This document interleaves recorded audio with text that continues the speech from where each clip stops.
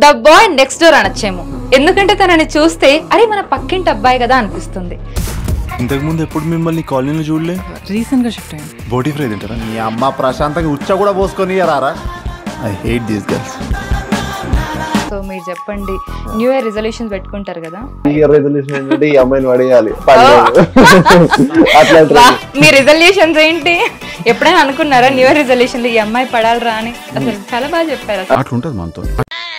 So రోటీ కపడా romance, రోటీ కపడా విన్నాం, ఈ romance ఏంటి? ఆ పేరుని కొంచెం జస్టిఫై చేస్తారా? 3 basic needs, food, shelter and roti, clothes. So ఇప్పుడు ఇల్లున్నా లేకపోయినా రెంట్ తీసుకొని సరే రొమాన్స్ చేయాలని చాలా మంది కలలుగా అంటున్నారు. ఇల్లు లేకపోతే ఎలా?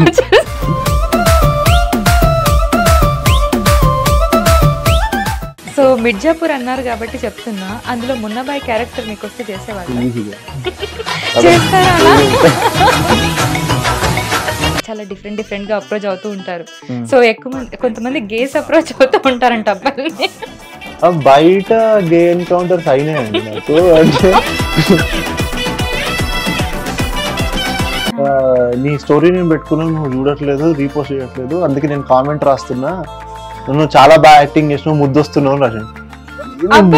అబ్బాయి అరే ఏంట్రా ఇది? అదెప్పుడు? ఇప్పుడే అనిపించింది.